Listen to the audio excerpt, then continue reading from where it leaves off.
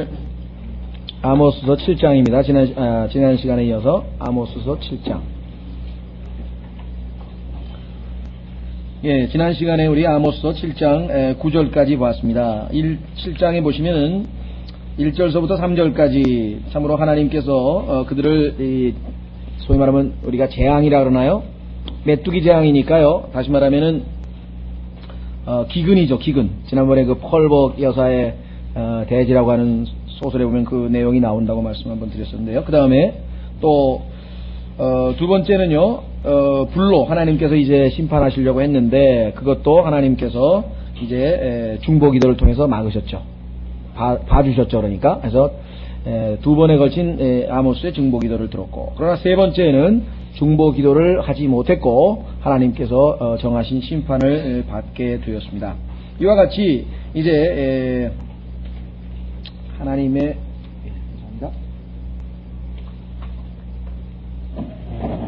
하나님께서 이제 그 뭐라고 하느냐 심판을 정하셨냐면요, 8절 끝부분에 보십시오. 8절 중간부터 보시면 주께서 이르시되 보라 내가 다림줄을 내 백성 이스라엘의 한가운데 두고 다시는 그들 곁을 그대로 지나가지 아니하리니, 그대로 지나가지 않는다는 말씀은 심판을 하시겠다.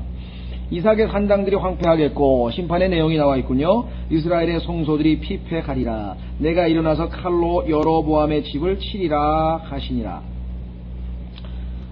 자, 이렇게 해서 이제 하나님의 심판이 결정됐는데, 문제는 이 하나님의 사역자, 하나님의 대언자, 뭐 하나님의 예언자, 하나님의 선지자, 또 하나님의 일꾼, 뭐 하나님의 종, 뭐라고 부르든 간에 일단 지금 하나님의 말씀을 선포했는데 그 말씀에 대항하는 일이 이제 나오게 됩니다. 이것은 전 세계 어느 곳에서나 다 일어나는 일입니다. 역사상 하나님의 말씀이 선포됐는데 이것을 그냥 뭐랄까 아무런 저항 없이 하나님의 말씀이 올바로 선포된 적이 없습니다. 어떤 형태로든 다양한 형태의 반발이 있게 마련이죠. 아주 여기처럼 이렇게 공개적으로 할 때도 있고 은밀하게 할 때도 있고, 다양한 방식으로 하나님의 말씀을 씨앗을 어떻게든지 싹나지 못하도록, 열매 맺지 못하도록 한다고 말씀을 드렸는데요. 자, 여기에는 아주 상당히 공개적인 강력한 저항이 오는 것을 보게 됩니다. 자, 이때 베델의 제사장 아마샤가, 베델은 하나님의 집이라고 이름을 붙였죠. 그러나 사실은 하나님께서 이름을 두시고자 한 예루살렘에 모여서 모든 이스라엘의 남자는 1년에 3번씩 하나님 앞에 명절을 지키도록 되어 있는데, 문제는 그곳에 가게 되면 혹시 북왕국 이스라엘 사람들이 남왕국 왕에게 마음이 뺏겨서 성전 때문에 혹시 잘못하면은 백성들을 다 잃어버리지 않을까라고 하는 두려움 때문에 베델과 단에다가 소위 말하는 이 송아지를, 금송아지를 만들어 놓고 우상 숭배를 하도록 했던 왕이 바로 이 여로보암인데요. 자, 아마샤가 이스라엘 왕 여로보암에게 사람을 보내 이르되 이스라엘 집 한가운데서 아모스가 모의하여 왕을 대적하였나니 그의 모든 말을 이 땅이 감당할 수 없나이다. 조심하실 것은요, 여기서 여로보암은 이 북왕국이 막 생겨났을 때 제1대 왕 여로보암을 얘기하는 것이 아니라 여로보암 2세, 나중에 한참 동안 이스라엘이 오랜 기간이 지난 다음에 이제 이 여로보암 2세가 등장하게 되는데 그 이스라엘이 멸망하기 얼마 전이죠. 네, 그래서 지금 여로보암의 집을 치리라고 했습니다. 자, 이때 베델의 제사장 아마샤가 이스라엘 왕 여로보암에게 사람을 보내 이르되 이스라엘의 집 한가운데서 아모스가 모의하여 왕을 대적하였나니 그의 모든 말을 이 땅이 감당할 수 없나이다. 이런 아모스가 이같이 말하기를 여로보암은 칼에 죽겠고. 자, 문제는 9절에 하나님은 뭐라고 말씀하셨는가 하니 9절 끝부분에 보면 여로보암의 집을 치리라 이렇게 했는데요, 똑바로 인용을 안 했네요. 그렇죠? 항상 문제가 되는 것 중에 하나죠. 2부가 하나님의 말씀을 그대로 인용하지 않고 한 단어를 집어넣고 빼고 했듯이 여기서도 지금 부적합한 그런 인용이 나오는데요. 여로보암은 칼에 죽겠고 이스라엘은 반드시 포로로 사로잡혀 그들의 땅에서 떠나리라 하기 때문이니이다. 왕에게 고자질을 했고요. 왜냐하면은 이 북왕국은 왕이 주도한, 다시 말하면 신정정치이기 때문에 왕이 제사장들을 마음대로 임명하지 않았습니까? 자기 마음에 드는 사람, 성경에는 레위 지파만 하기로 되어 있는데 레위 지파도 아닌 사람을 마음대로 막 임명했다고 지난번에 우리 여로보암 때 있었던 그러한 그 비성경적인 요소들을 봤었잖아요. 자, 그래서 또한 12절 아마샤가 또한 아모스에게 이르되 오 너 선견자여. 이 선견자라고 하는 것은 seer, 보는 자다. 우리말로 하면 보는 자란 뜻인데요. 선견자, 미리 본다 이 말이죠. 이 단어는 prophet, 즉 예언자 또는 대언자, 선지자라고 번역이 되는 그 대언자의 뭐라 그럴까요? 필명이라 그럴까요? 또 다른 이름. 그러니까 선지자라고 하는 이름이 생겨나기 전에 그 전에는 보는 자라고 하는 뜻으로 이 선견자라고 하는 호칭으로 불렸었습니다. 자, 그래서 지금 너 선견자야, 너는 가서 유다 땅으로 도망하고 협박을 하네요. 자, 거기서 빵을 먹으며 왜 여기서 대언하다가는 너는 빵도 못 먹는다, 이게 굶어 죽는다 이게 이제. 그래서 협박이죠, 그렇죠? 거기 가서 빵 먹으란 얘기는 지금. 자, 그 다음에 거기서 대언하고 다시는 베델에서 대언하지 말라. 여기는 안 된다 이게. 여기는 안 된다 이게. 왜? 이는 이곳이 왕의 예배처요 왕의 뜰이기 때문이니라 하니라. 자, 한마디로 해서 우리는 소위 말하면 이스라엘의 거짓 제사장들과 거짓 선지자들의 거처인 이 베델에서 하나님의 선지자인 하나님의 일꾼에게, 하나님의 종에게 지금 아주 강력한 반발이 일어나고 있는 것을 우리가 보게 됩니다. 뭐 역사상 너무나 많은 이러한 그 신뢰들을 우리가 교회사를 통해서 많이 공부를 하고 잘 알기 때문에 다 얘기하기는 그렇고요. 가장 그래도 이 용기 있게 참 이 로마 가톨릭의 조직에, 또 로마 가톨릭 교황과 그 위에 있는 그 통치자들에게 대항을 하고 그러다가 순교를 당했던 인물 중에 한 사람이 사보나롤라라고 하는 사람입니다. 물론 그 사람은 우리가 생각하는 것처럼 바이블 빌리버로서의 중세시대의 왈덴시안이라든가 무슨 뭐 보고마일이라든가 이런 이 철저한 성경 신자는 아니었어요. 다만 카톨릭 신자임에도 불구하고 성경을 사랑하고 이 올바로 하려고 애를 쓰다 보니까 이 카톨릭 사람들의 하는 일들이 너무나 이 비성경적이라고 하는 것을 보고 아주 담대하게 외쳐댔던 사람이었습니다. 그래서 사제라든가 주교라든가 당시의 카톨릭 지도층의 부패, 악한 행실 이런 것들을 아주 공개적으로 성토를 하고 외쳤고요. 너무나 이 강력하고 담대하다 보니까 이 교황이 알렉산더 6세였는데 막 협박을 하고 어떻게 뭐 구슬르고 뭐 안 되고 결국은 나중에는 뭐라고 얘기했냐면은 추기경 자리까지 제안을 했었어요. 그런데 그 빨간 모자, 추기경이 쓰는 그 빨간 모자는 나는 내 목을 빨간 피로 물들일지언정 절대 쓰지 않겠다. 뭐 이렇게 아주 또 담대하게 이 얘기를 했고, 그리고 그 앞선 교황들의 잘못들을 지적하면서 특히 그 보니파스 8세라고 하는 사람이 있었는데요. 그 사람이 아주 굉장히 이 비성경적 교리들을 소위 말하면 칙령을 몇 개 발표를 했는데 거기에 대해서 예수님처럼 아마 표현을 했는지 여우처럼 통치하다가 개처럼 죽은 자라고 교황을 아주 그냥 성토를 한 것을 우리가 보게 됩니다. 결국은 붙잡혀서 2달간의 고문 끝에 이제 죽게 됐고, 그 사람의 또 유고를 또 막 사람들이 보니까 진짜 성자 같을 거 아니겠어요? 당시에. 그러니까 또 그거를 사람들이 추종할까봐 아예 요즘으로 얘기하면 재로 갈아가지고 이 소위 말하면 화형, 아니 뭐라 그러죠? 요즘 화장을 아예 해버렸. 그래서 아예 그 유골도 못 찾게끔 만들었던 인물 중에 한 사람이 사보나롤라라고 하는 사람이었습니다.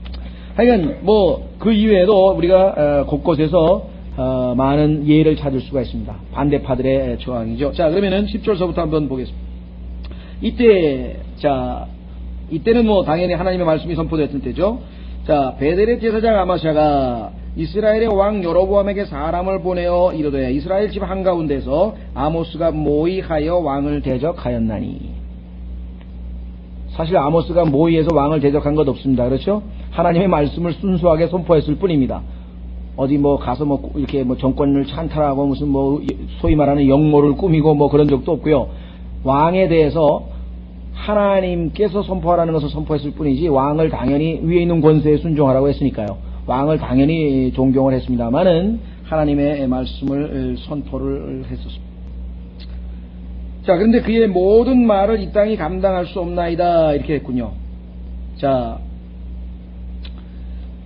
성경에 보면은 이 하나님의 그 종들 중에서도 때로는 하나님의 자기에게 주신 그러한 모든 말씀을 있는 그대로 다 전하는 것이 아니라 소위 말하면 발췌해서, 왜냐하면 요러요러한 것을 전했다가는 백성들이 잘못하면은 대들겠다든가 아니면 뭐 기분이 나쁘겠다든가 반발을 하겠다든가 아니면 괜히 이거는 또 왕에게 잘못 보여서 괜히 내가 잡혀갈 수도 있다든가 이런 거 있으면은 다 빼고, 대표적인 케이스가 이 유명한 발람이라고 하는 선지자죠. 그렇죠? 예, 발람은 하나님께서 하신 말씀 중에서 세 항목이 있었는데 60% 삭제하고 한 가지만 딱 얘기해. 두 개는 얘기해봐야 자기에게 결코 유리하지 않았다고 생각을. 그러니까 오늘날도 보면은요, 아무리 하나님의 말씀을 가지고 설교하더라도 하나님의 말씀을 다 긍정적이든 부정적이든 전부 다 선포하지 아니하면 그것은 결국은 하나님의 합당한 종이라고 할 수 없다 이 말이죠. 자, 한번 확인해 보겠습니다. 신약에서도 바로 바울은 하나님의 말씀을 모든 계획을 하나도 남기지 아니하고 다 이야기를 했다고 했습니다.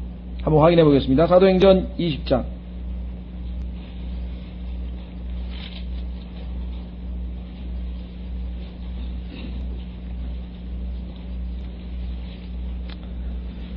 예, 사도행전 20장입니다. 27절. 사도행전 20장 27절 보시면요.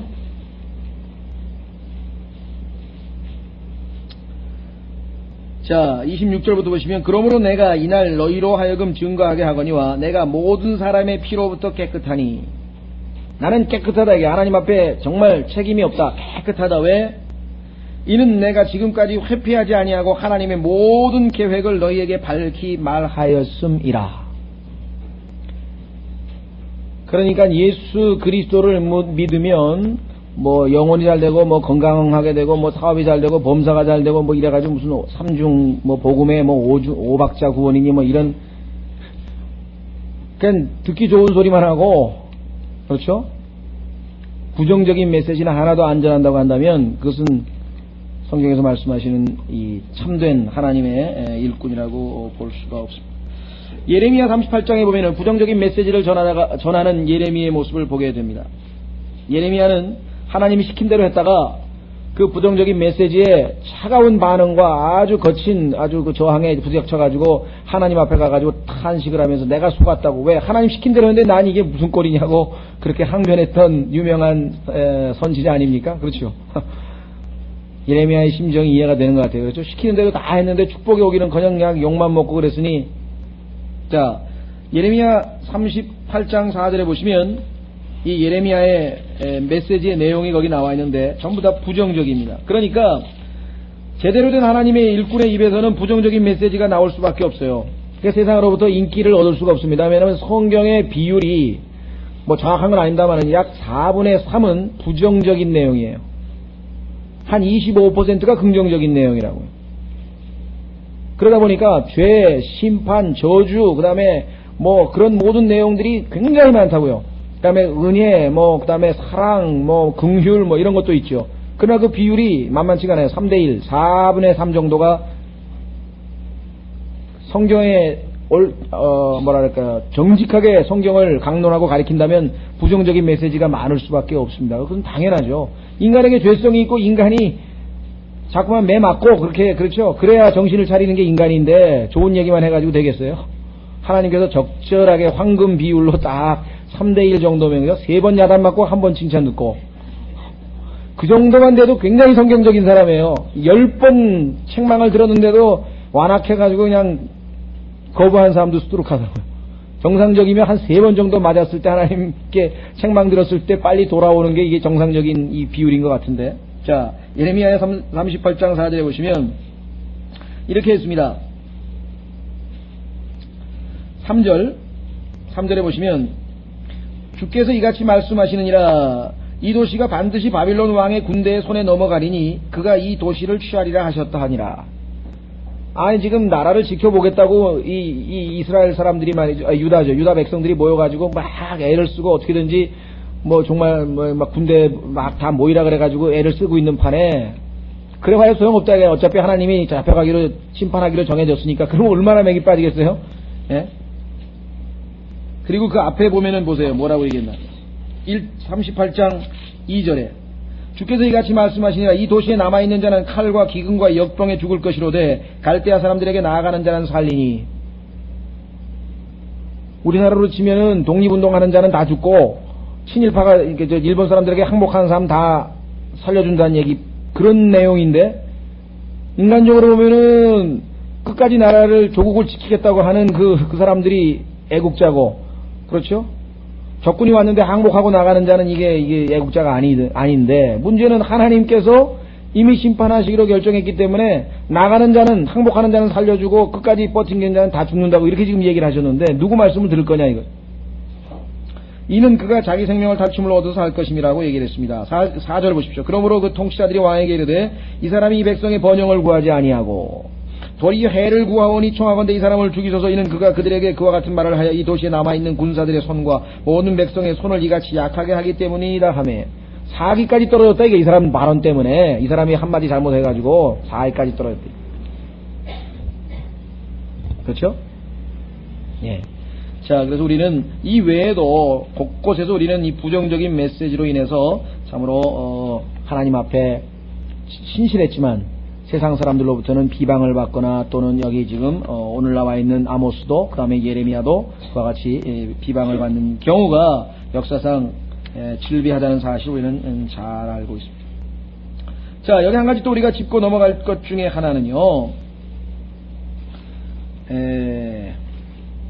신약의 바울의 예는 들지 않겠습니다. 여러분이 너무나 잘 아니까요. 또 사도행전에 나와 있는 예도 너무 많기 때문에 그거 예 다 들면 우리 또 이 아모스서 너무 오래 길게 하니까 그런 예를 샘플로만 제가 하나 들었고, 여러분들이 그런 예들을 충분히 잘 아시니까요. 자, 한 가지 또 여기서 짚고 넘어갈 것 중에 하나는요, 아까 말씀드린 것처럼 7장에 보시면 분명히 하나님의 말씀을 그대로 올바로 인용하지 않았죠. 그렇죠?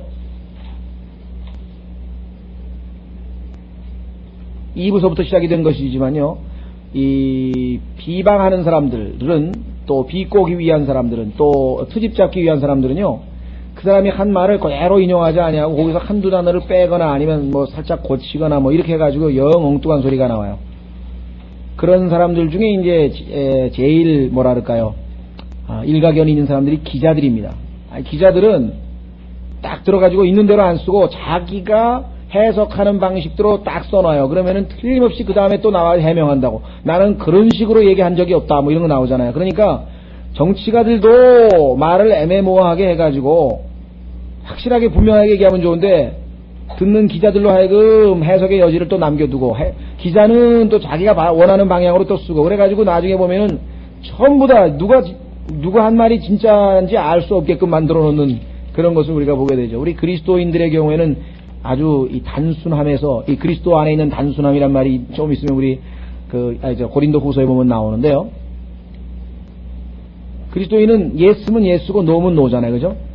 주님께는 예, 예는 예고 아니요, 아니요 이거 돼야지, 뭐 거기다가 뭐 이상하게 자꾸만 들러붙이면은요, 결국은 솔직하지 못하는 것을 보여주는 것밖에 되지 않습니다. 그래서 하나님 말씀도 그대로 인용 못하는 거면 아마 들을 귀가, 이게 귀가 좀 뭐라 그러나요? 들을 귀가 없다고 성경에 얘기한 거나 마찬가지죠. 모르겠습니다. 여러분들은 이제 그런 적들이 아마 개인적으로 있으셨는지 잘 모르겠는데, 분명히 그렇게 얘기한 적이 없는데, 가보면 내가 그렇게 얘기했다 그래가지고 소문이 다 나가지고 완전히 내 죽일 놈을 만들어 놨대. 그거 어떻게 하겠어요? 그런 일이 뭐 한두 번 일어나는 것도 아니니까. 거기다 뭐 책으로도 쓰고 뭐 하여간 온갖, 그래서 읽어보면 다 갖다 붙여놓은 얘기들인데 그거 어떻게 일일이 대응을 하겠습니까? 그냥 하나님께 맡기고 하나님이 진실을 밝히실 때까지 그냥 잊어버리고 인내로 있는 것이 제일 낫겠죠. 과거에도 제 친구 중에 하나 그런 친구가 있었는데,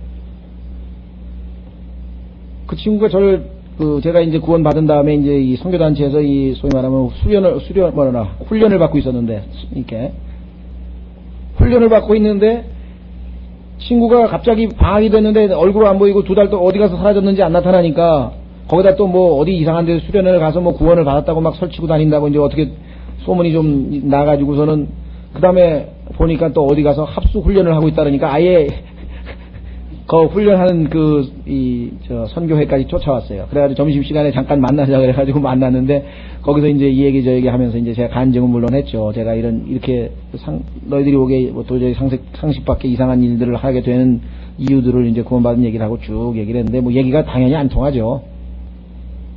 그래서 그냥 제가 한마디 하기를, 답답해서 야 너희들은 지금 사탄에게 속고 있는 거야 이렇게 얘기를 했단 말이에요. 그리고서 이제 뭐 이해가 안 되더라도 나중에 또 그래 보자 그러고서 헤어졌는데 나중에 보니까 소문이 쫙 났는데 진짜 미쳤다는 거예요. 왜 그러냐니까 친구들이 전부 사탄이라 그래. 친구들을 사탄이라고 했다는 거예요. 그래서 너희들은 사탄에게 속고 있는 거야가 너희들은 다 사탄이야로 돌변해가지고 소문이 쫙 나버린 거예요. 여러분들이 그리스도인이라면 이런 비방을 받을 각오를 할 수밖에 없는 겁니다. 바울도 그랬고 다 마찬가지. 예수님도 마찬가지고. 자, 그래서 여기 보시면 있는 그대로 인용하지 않았다는 것도 우리에게는 참으로 충분히 이해가 되는 것이죠. 자, 그래서 11절 이런 아모스가 죄송합니다. 어디 있네요. 10절에 이때 베델의 대사장 아마샤가 이스라엘 왕 여로보암에게 사람을 보내이르되 이스라엘의 집 한가운데서 아모스가 모여 왕을 대적하였나니 그의 모든 말을 이 땅이 감당할 수 없나이다. 아까 말씀드렸죠. 일부만 감당하고 받아들일 수 없는 게 많다 그랬습니다. 근데 우리는 받아들이든 안 받아들이든 있는 것 전부 다 그대로 우리는 하나님 말씀을 증거할 수밖에 없다. 자, 이는 아모스가 말하기를 여로보암은 칼에 죽겠고 이스라엘은 반드시 포로로 사로잡혀 그들의 땅에서 떠나리라 하기 때문입니다. 자, 뿐만 아니라 왕에게 고자질 했을 뿐만 아니라 12절에 지금 이제 직접적으로 거짓 선지자가 진짜 선지자를 그러니까 뭐 거지 왕자라고 하는 거 있었죠. 왕자가 거지 노릇하고 거지가 왕자 노릇하듯이 이게 지금 주객이 전도돼가지고 가짜 선지자가 진짜 선지자를 지금 아주 야단치는 장면이 나오죠. 성경에 곳곳에 나옵니다. 또 미가야라고 하는 선지자도 시드기한테 뺨을 얻어맞았잖아요. 그렇죠? 그 얘기가 우리는 열왕기 상인가요? 22장에서 봤죠. 자, 그 다음에 아마사가 또한 아모스에게 이르되 오 너 선견자야 너는 가서 유다 땅으로 도망가고 여기는 안 된다 이거야. 여기는 그래서 넌 유다 땅으로 가라. 그 다음에 거기서 빵을 먹으며 아까 말씀드렸죠. 아마 여기서는 그따위로 하다가는 아마 굶어 죽을 거다 이거죠. 여러분들 로마서 16장 18절에 보면은 그들의 신은 그들의 배라 그랬죠. 그들의 하나님은 누구냐? 그들의 배예요, 배. 그래서 돈을 사랑하는 것이 모든 악의 뿌리라 이렇게 얘기했죠. 그렇죠? 이들도 마찬가지예요. 그러니까 협박을 하기를 너 여기서 굶어 죽어 이러면 이제 조금 태도를 완화할까 싶고 또 도망갈까 싶어서 지금 협박하는 내용이 지금 나와 있습니다. 자, 그래서 13절에 다시는 베델에서 태어나지 말라. 이는 이곳이 왕의 예배처요 왕의 뜰이기 때문이다. 자, 여기에서 지금 있네요. 자, 왕의 예배처요 왕의 뜰이라고 하는 말, 이것은 한마디로 얘기하면 하나님의 예배처요 하나님의 뜰이 아니라는 얘기가 되겠죠. 그렇죠? 집은 베델인데 하나님의 집이라고 하는 이름이 붙여져 있었던 야곱이 그 피난 가면서 거기서 하나님을 만나서 이름이 베델이라고 하는 장소인데 그렇죠? 이름은 그럴싸하게 지어놨는데 그렇죠? 실제적인 내용을 알고 보니까 주인이 왕이야. 왕. 하나님이 아니고 왕의 예배처고 자 왕의 뭡니까? 뜰이라. 자, 이 예배처라고 하는 단어는요 여러분 잘 아시는 영어의 채플이라고 하는 단어입니다. 채플. 여러분들 아마 무슨 뭐 기독교 학교 혹시 다닌 사람들은 채플 시간에 뭐 믿든 안 믿든 그냥 강제로 끌려가가지고 하여간 수업 들어야 되잖아요. 그러죠? 예. 이 채플이라고 하는 것은, 왕이, 어떤 신변보호라든가 여러 가지 이유로 인해서 그 예배당에 일반 민중하고 백성들하고 같이 가서 예배드리기가 어려우니까 궁정에다가 아주 예배 장소를 하나 만들어 놓고 궁정 목사를 임명을 해가지고 거기서 이제 설교 듣고 왕의 가족끼리만 뭐 이렇게 예배를 드리는 뭐 이런 스타일이 되죠. 그런 걸 따서 이제 여러분들 군목도 마찬가지죠. 이 채플린이라고 하는 군목도 뭐냐면요. 군대에서 병영 바깥으로 나갈 수가 없으니까 그 안에서 이제 예배 처소를 만들어 놓고 그 다음에 이제 대학교에도 보면은 채플이 있죠. 그래서 뭐 교목이라고 그러잖아요. 연대, 이대 뭐 이런 데는 다 기독교 학교이다 보니까 학생들 이 채플에서 예배를 드린다 뭐 이런 얘기들을 종종 하게 됩니다. 자, 그러니까 이게 지금 국가교회입니다.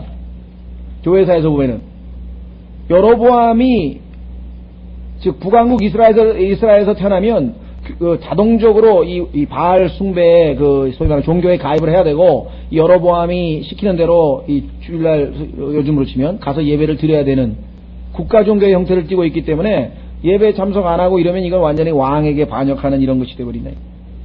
그래서 지금 왕이 통수권자인데 네가 지금 여기서 그따위로 지금 왕을 거역하는 이 발언을 하느냐.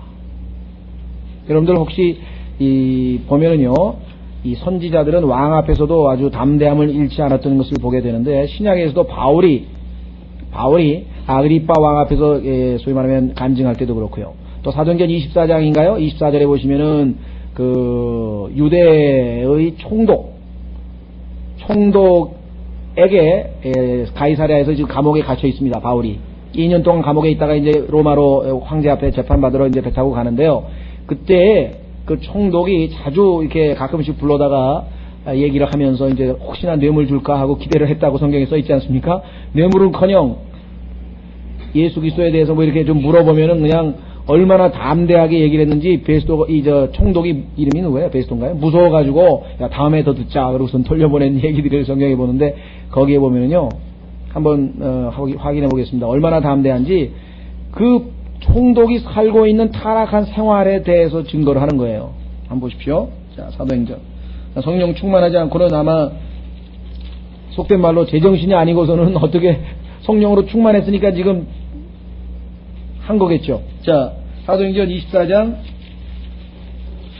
24절.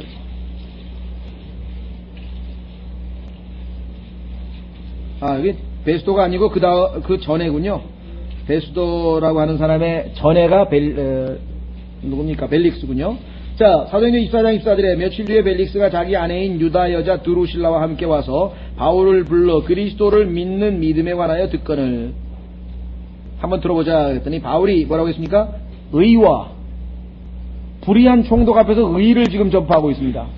그 다음에 매일 퍼마시잖아요. 그냥 매일 파티고 말이죠. 매일 그 뱅퀴시라는 뭐라 연회를 베풀어가지고 그냥 매일 먹어대고 먹고 마시고 그냥 방탕한 사람에게 절제를 선포했으니 이게 어떻게 되겠어요?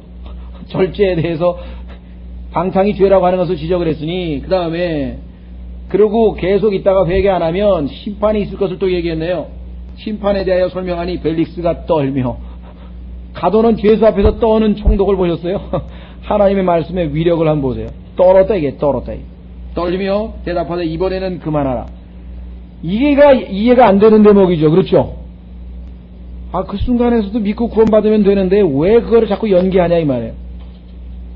이거 참 희한하죠? 예. 여기에 마귀의 역사가 들어가 있는. 얼마나 많은 사람들이 확신을 가졌어요. 믿어야 된다 그러는데 갑자기 그 순간에 오늘 내가 믿고 들어가면 우리 집사람이 당신 미쳤냐는 소리가 나올 텐데 당신 같은 사람이 뭐 교회 뭐 예수 믿어? 어떡하지? 내일 또 직장 가가지고 일요일날 축구대회 연다고 나오는데 나 교회 간다고 못 간다 그러면 미쳤냐는 소리 또 들을 텐데 뭐 이것저것 생각을 하니까 안 되겠다. 다음번에 믿자. 다음번에 믿기 뭘 믿어요. 일이 돼버린다. 일이. 벨릭스가 전형적으로 바로 그런 사람이에요. 그렇죠? 내가 체면이 지금 죄수가 나를 설득했는데 내가 믿었다 그러면 사람들이 뭐라 그러겠어. 그렇잖아요. 뭐 이런 거 저런 거 지금 생각. 뿐만 아니라 속에 뭔가 마음 자세가 잘못됐네요. 왜 그렇습니까? 이번에는 그만 가라. 적당한 때 너를 부르리라 하고 또 바울에게서 돈을 받고 그를 풀어주기를 바랐으므로 뇌물 받아 먹으려는데 그런 자세로 뭐 하나님 말씀이 들어오겠습니까? 더 자주 사람을 보내어 그를 불러 그와 이야기를 나누니라. 진짜 선물을 하나님의 선물이신 예수 그리스도를 거저 받았으면 구원을 받을 사람이 뇌물을 바라고 있었으니 참. 예. 자, 그래서 우리는요 이 아모스서 다시 돌아옵니다. 아까 말씀드린 것처럼 이 베델에서 하지 말라. 왕이래. 우리는 지금 내가 가고 싶은 교회에 내가 선택해서 갈 때 아무런 제재를 받거나 무슨 얼마나 지금 축복된 상황에서 살고 있느냐를 한번 생각해 보세요.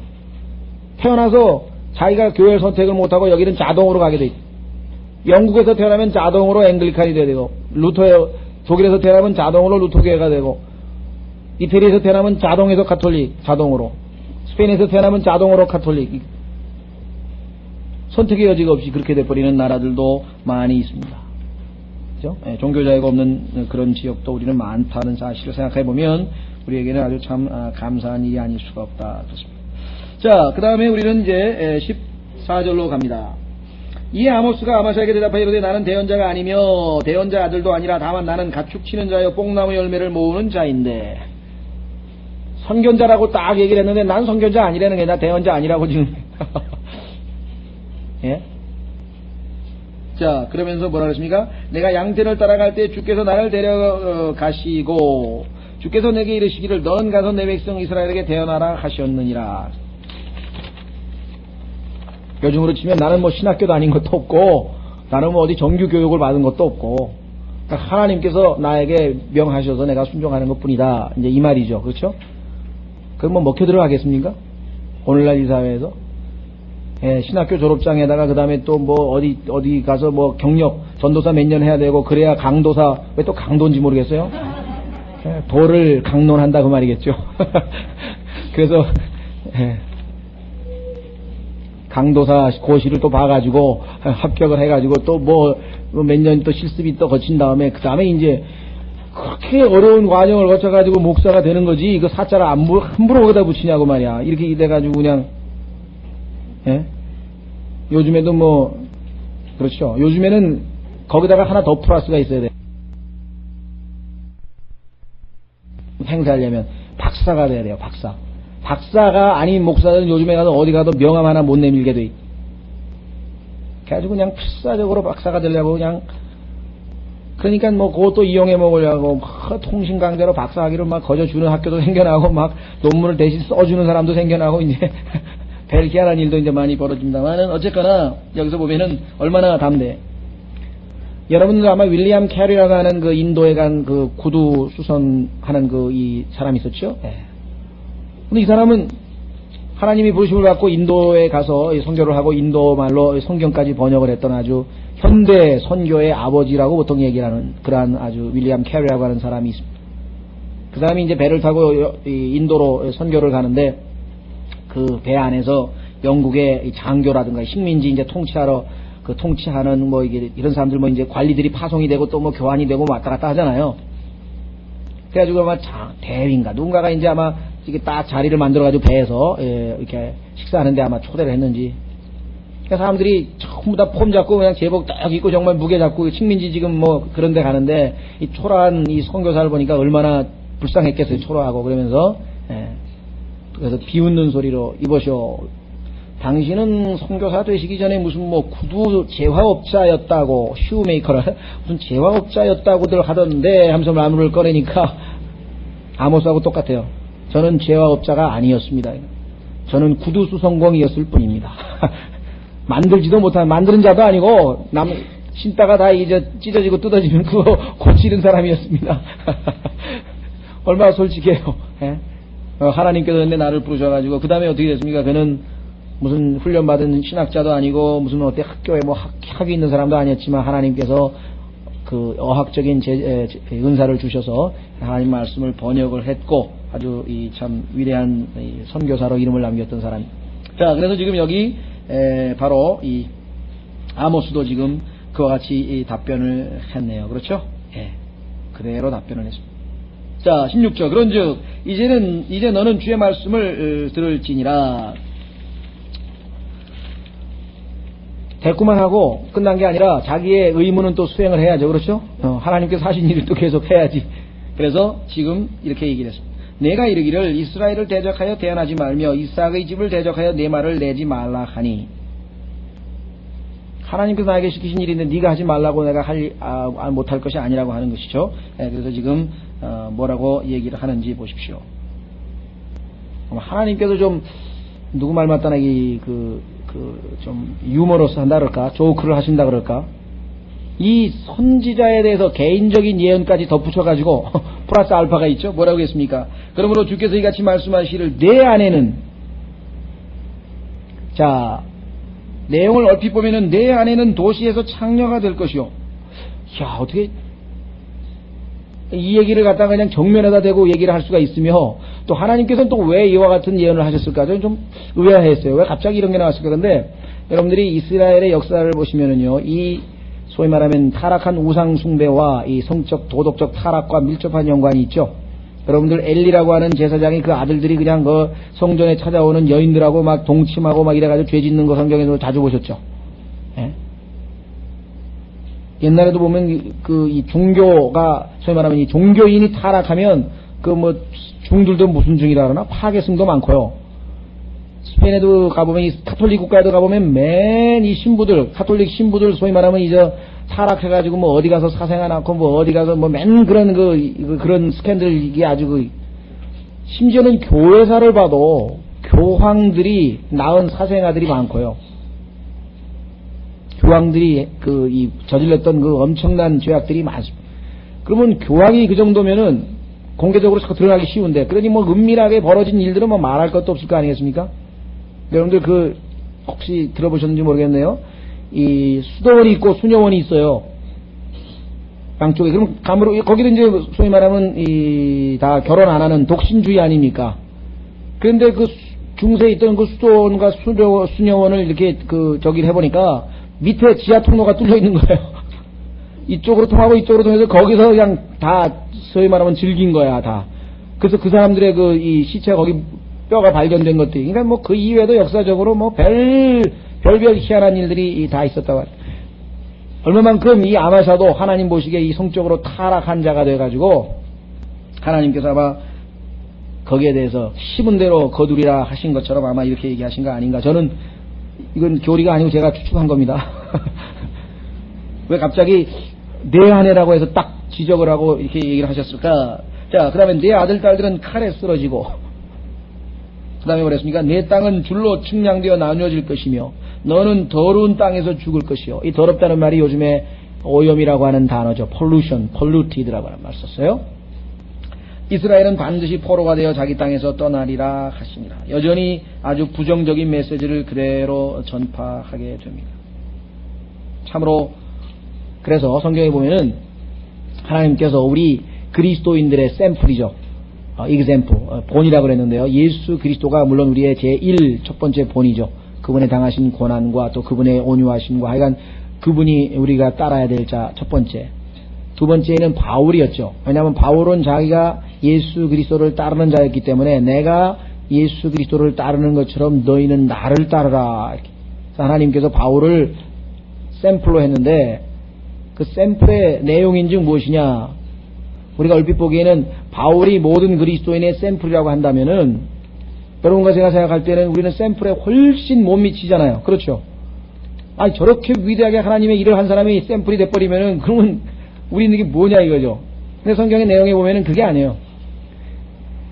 바울이 우리의 본이 된 것은 먼저 그리스도께서 바울 안에서 long suffering, 오래 참으심을 보이사 바울의 삶에 있어서 그렇게 어렵고 힘든 모든 과정에서 승리할 수 있었던 그 비결이 뭐냐면 그리스도께서 바울 안에서 먼저 long suffering, 오랫동안 고통을 당한 그거를 자기가 이겨냈는데 자기가 샘플이라 이거야. 그러면 자기를 뒤이어서 믿게 될 모든 그리스도인들에게 자기를 본으로 삼으셨다라고 이렇게 성경은 얘기를 했습니다.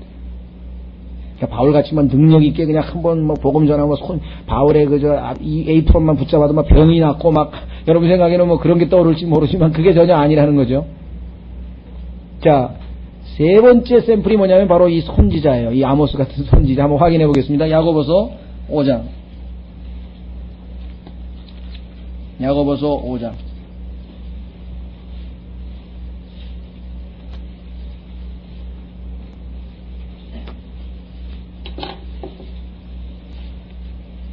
(10절) 야고보서 5장 10절. 주님의 재림과 연관이 있는데요. 8절에 보시면 너희도 인내하고 마음을 굳건히 하라 그랬죠. 너희도 인내하고 마음을 굳건히 하라. 주의 오심이 가까우니라. 그러면서 10절에 내 형제들아 주의 이름으로 말한 대언자들을 고난과 인내의 본으로 삼으라. 보라 참는 자들을 우리가 행복하다 하나니. 여기 나와 있네요. 그렇죠? 참는 자들을 우리가 행복하다 하나니. 해피라고 하는 말이 맞아요. 그런데 인간의 인내는 아시다시피 한계가 있잖아요. 그러니까 성경에서 바울이 내 안에서 먼저 그리스도께서 오랜 참으심을 보여주셨다. 그러니까 바울의 인생에서 나타났던 모든 인내와 오래 참으심은 바로 예수 그리스도께서 안에서 역사하신 결과라고 하는 사실 우리가 알 수가 있다는 거예요. 그렇기 때문에 여러분이 아무리 어렵고 힘든 일을 당해도요, 고린도 후서 11장을 읽어보면 바울보다는 못해요. 동일하신 예수님께서 여러분 안에 계신데 또 제 안에 계신데 못 참을 일이 없다는 거죠. 그건 믿음의 문제지 바울이 나보다 훨씬 뛰어나서가 아니라 이게 바울은 오직 주님을 의뢰했고 신뢰했고 우리는 믿지 않은 것 뿐이겠죠.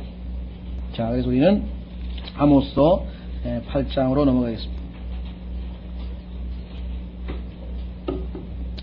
자, 8장 1절서부터 3절까지 보면 하나님께서 또 다른 환상을 하나 보여주시는데요. 그것도 역시 이스라엘에 대해 심판에 대한 내용이네요. 주 하나님께서 이같이 내게 보이셨나니 보라 여름 과일 한 바구니라.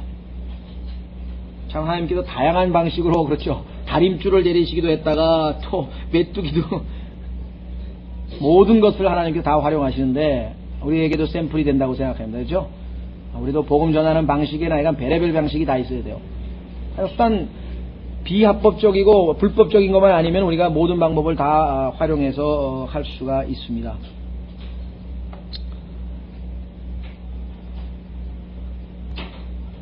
여기서 이제 과일 바구니 하나를 보이셨군요. 그 다음에 2절 그분께서 이르시되 아모스야 내가 무엇을 보느냐 하시매 내가 이르되 여름 과일 한 바구니이니이다. 얼마나 본 그대로 얘기합니까? 그렇죠? 이 본 그대로 증거했습니다. 하니 주께서 내게 이르시되 내 백성 이스라엘에게 끝이 이르렀은즉 내가 다시는 그들 곁을 그대로 지나가지 아니하리니. 자, 그들 곁을 그대로 지나가지 않는다고 하는 표현은 아까 7장 8절에도 한번 나왔는데요. 이건 출애굽기에서 하나님께서 그들 곁을 그대로 지나가서 심판하지 않은, 그죠? 용서했던, 그렇지는 않겠다 이거지. 이번에는 심판하시겠다는 말씀이겠고, 자, 이 여름 과일 한 바구니라고 하는 건 성경에 보면은 끝이 이르렀다고 하는 것과 연관이 있군요. 그렇죠? 왜냐하면 이 여름이 다 끝나면은 이 소위 말 수확을 하잖아요. 과일을 거두어 드리니까. 자, 그래서 이 끝이 다가왔다, 얼마 안 남았다는 의미로 이렇게 사용이 됩니다. 한번 확인해 보겠습니다. 예레미야 8장에도 보면 비슷한 표현이 하나 있네요. 예레미야 8장 20절에 성경적인 아마 이 표현 방식인 것 같습니다. 예레미야 8장 20절에 보시면 예레미야 8장 20절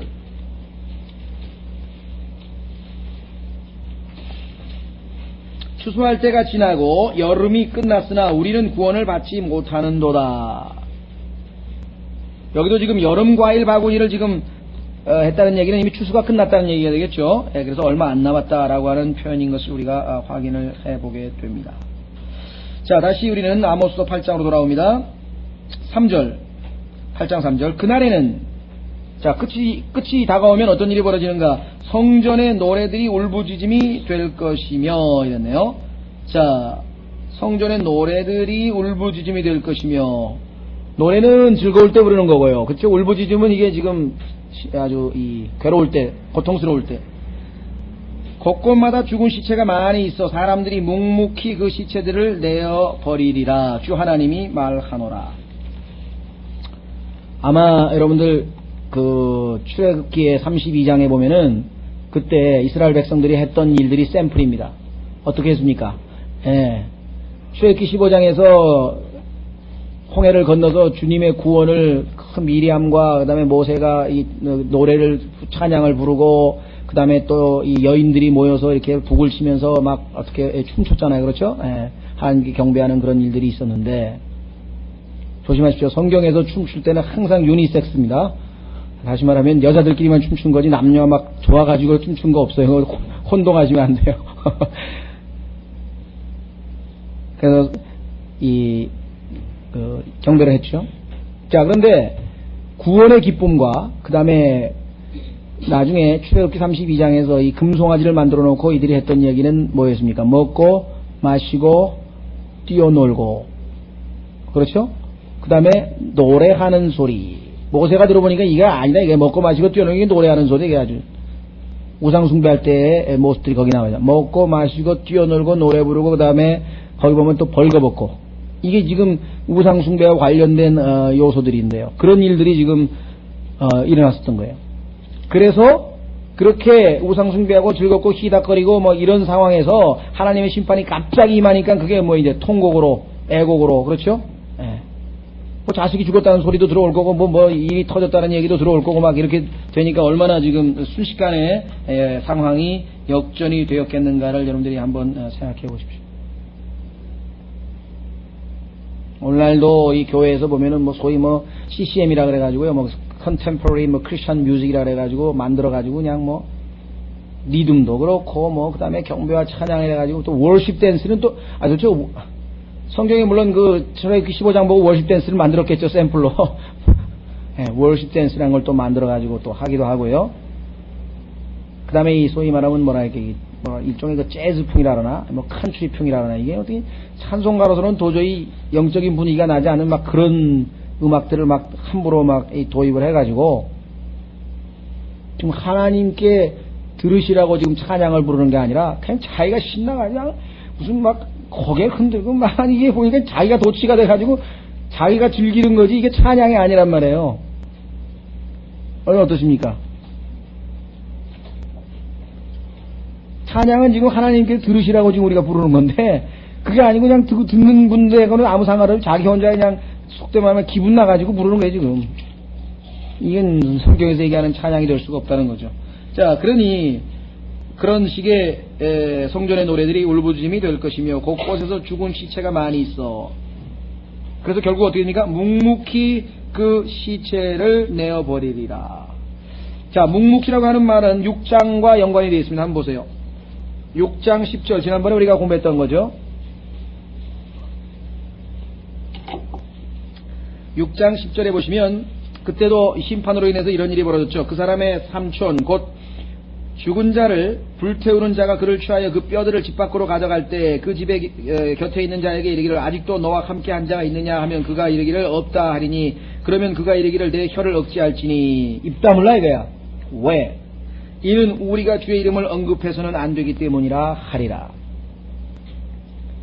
하나님의 이름을 입에 올릴 수 없을 정도로 완악한 그러한 마음이 됐을까? 아니면 하나님의 이 말씀이라고 하는 이름을 입에다 댔다가 어떤 그 심판의 두려움 때문에 그랬는지 어쨌는지 모르지만 하여간 그 하나님하고 항상 교제하고 이 회중의 성막에서 모여서 하나님과 그렇게 가까이 밀착하고 지냈던 그런 사람들이 하나님이라는 이름 자체가 겁이 나가지고 지금 입에도 못 올리는, 그래서 입 다물고 조용히 묵묵히라고 하는 말과 지금 영적인 상태와 연관이 되겠죠. 자, 그래서 다시 우리는 8장으로 옵니다. 그래서요, 주 하나님이 말하노라. 이렇게 해서 지금 심판의 내용이 나와 있습니다. 4절서부터 6절까지 보겠습니다. 아마 거기까지 오늘 하시면 될 것 같은데, 4절서부터 6절까지 내용은 한마디로 말하면, 요즘으로 치면은 자본주의라고도 할 수 있겠고요. 또 옛날에는 이걸 중농주의라고 했는데요. 중상주의. 커머셜리즘이라고 하는데, 소위 말하면, 장사가 국가를 부유하게 하는데 제일 좋다. 그래가지고 하여간 요즘 무역을 장려하고 장사를 거래를 장려하는 그런 정책이죠. 유럽에 있었던 또 뭐 중농주의라 그래가지고 농사를 또 이렇게 중하게 여기는 뭐 정책도 있어 여러 가지가 있었는데 여기서는 지금 소위 말하면 배금사라 사항이라고도 할 수 있고 약간 돈을 숭배하는 그러한 것에 대한 경고 메시지가 담겨져 있습니다. 오늘날 20세기야말로 그냥 그대로 있는 그대로 적용해도 하나도 무리가 없는 내용이겠죠. 그렇죠? 자, 한번 보겠습니다. 궁핍한 자를 삼키며 이 땅에 가난한 자를 망하게 하는 자들아. 지금 가난한 자를 망하게 하는 자들이 소위 말하면 이게 부자들 특히 부동산 투기 이것 때문에 아주 지금 아주 저축해가지고 뭐 집 좀 어떻게 해보려고 하는 사람이 아예 손 놨잖아요. 그러니까 우리나라는 모르겠어요. 지금 정책을 그래도 막 써가지고 어떻게 해보려고 그러는데 제가 이 페루에 가보니까 집들이 소위 말하면 이제 달동네 같은데 이런 데가 있는데 집들을 짓다가 만 집들이 많아요. 그러니까 이렇게 나무로 창틀을 해놓고 벽돌이 한쪽은 쌓여있는데 한쪽은 없어. 그 다음에 유리가 이게 이제 창틀에 끼어져 있었는데 그게 아니냐 거적으로 덮어놨어. 그때 안 들어가니까 또 지붕이 없는 집도 있어. 지붕이 없는 집. 거기는 1년에 비가 일주일을 채 안 와야 비가 거의 안 오는 지역이 있었는데 아예 지붕도 없어 그냥. 그런 집도 있고. 야, 그래서 도대체 이게 왜 그런가 해서 물어봤더니 1년에 벌어가지고 자기가 약간 벽돌 해가 100장 사가지고 짓고 그래가지고 집 짓는데 10년 이상 걸린다는 거예요. 왜 그러니까 값이 올라가지고. 하도 인플레가 심해가지고 뭘 살 수가 없다는 거예요. 그래서 세상에 어디 이런 나라가 다 있나 싶을 정도로 제가, 근데 아마 중남미의 국가들의 상당수가 그런가 봐요. 서민 계층들은 이 부동산 물가 이런 것 때문에 어떻게 해볼 도리가 없는 모양인데, 여기도 지금 그런 내용이 나옵니다. 왜? 밑에 보십시오. 너희는 이 말들을 들을지어다. 너희가 말하기를 월삭이 언제나 지나가서 우리가 곡식을 팔까. 월삭이라고 하는 날은 명절이기 때문에, 월삭은 매달 1일이에요. 매달 1일은 하나님께 경배드리도록 이 명절이 있거든요. 그러니까 돈 벌고 싶은데 이 율법으로 지금 금하게 장사 못하게 돼 있으니까 언제 빨리 지나가나 지금 이러고 있다는 얘기예요.